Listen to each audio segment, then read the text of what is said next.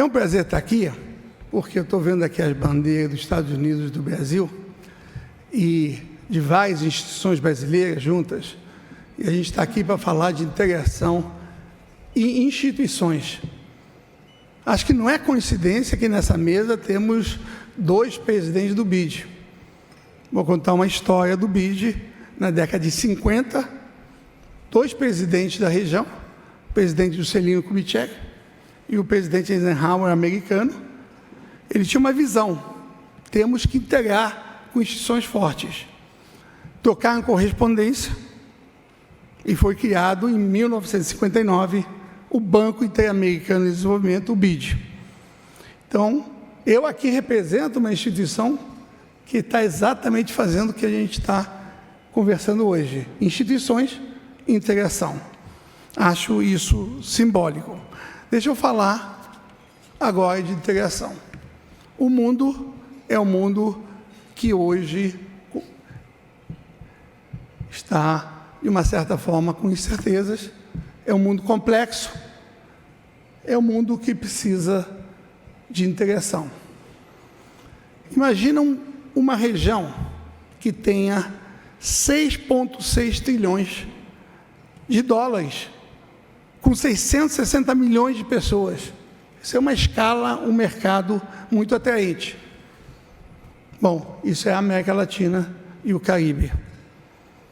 E uma região que pode resolver o problema de segurança alimentar, pode resolver a questão da energia, da transição energética, que pode fornecer ao mundo a qualidade do seu empresariado, que já sobreviveu a quase tudo.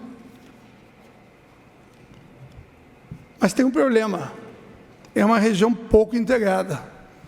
A gente tem o comércio intra-regional de apenas 15%. Compare isso com a Ásia, que é 50%, 60%, 70% em outros lugares.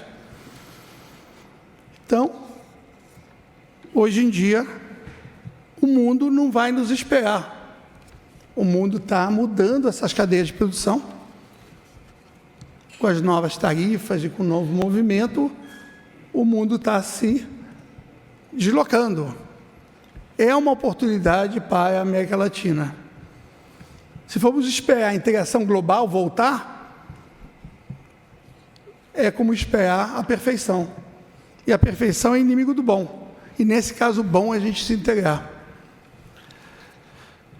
O que o BID está fazendo? Programas regionais. Conexão Sul, que nasceu das rotas de integração que foi criada pelo governo brasileiro.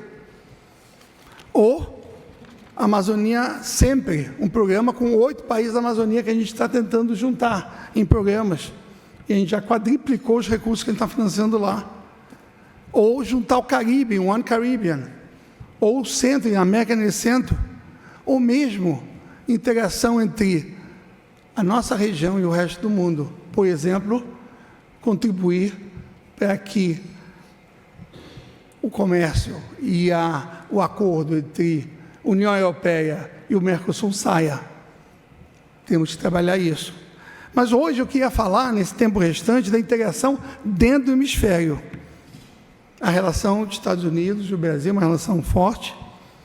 Os Estados Unidos é o maior investidor da região, com 358 bilhões de dólares, é o primeiro investidor estrangeiro na região, 5 vezes mais do que o segundo, que é a Espanha. Há uma complementaridade que a gente deveria aproveitar. Nós fizemos um programa chamado Bid for the Americas, onde os contratos que nós financiamos na região possam ser também compartilhados com investidores americanos, investidores da região e investidores de outros lugares. Temos que atuar como uma ponte entre o setor público e o setor privado. Às vezes, a gente atua também entre a ponte entre os vários países. Agora, a integração regional não se sustenta apenas integrando infraestrutura, nem conectividade. Depende muito de instituições. E é um pouco o que a gente vem falando aqui. Instituições fortes do Estado de Direito são essenciais para o desenvolvimento sustentável. Por quê? Primeiro, quando há estabilidade e há instituições, o horizonte de planejamento aumenta. E é o horizonte de planejamento que o setor privado precisa. Número 2, as instituições têm que ser eficientes. Tem um estudo do BID que mostra que 4,4% do PIB dos gastos dos governos é um desperdício, ineficiências.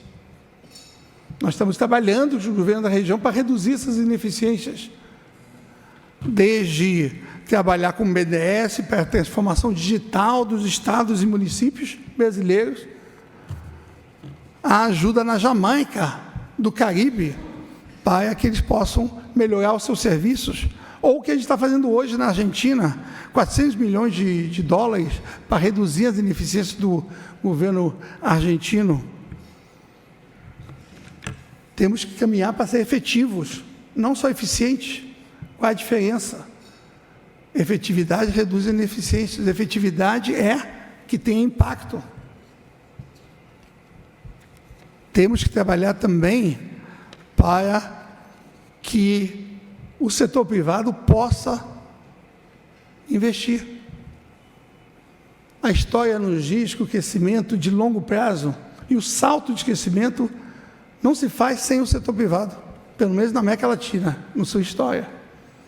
O setor público cria as condições e o setor privado investe. É assim que são os saltos de crescimento de renda. No BID, a gente faz as duas coisas. Quase 50% dos nossos recursos vão para os governos, para financiar o desenvolvimento, mas os outros 50% vão através do BID Invest e do BID Lab, que são o braço privado, que financia empresas desde que investam em desenvolvimento. Por ano, o BID financia 26 bilhões de dólares, temos a ambição de chegar a 38 bilhões no final da década, metade disso para o setor privado, metade para o setor público. E o banco é o maior banco de desenvolvimento multilateral da América Latina. Para terminar, que meu tempo acabou, a mensagem aqui é clara. Integração e institucionalidade caminham juntas e funcionam. E o BID é o símbolo disso. Precisamos continuar criando pontes entre diferentes governos do mesmo país, entre os diferentes governos da região, entre a região e o resto do mundo, entre o setor público e privado e dentro do hemisfério. O Brasil e os Estados Unidos têm um papel fundamental em construir essas pontes e crucial em promover instituições e integração regional. E aqui estamos à disposição para contribuir. Muito obrigado.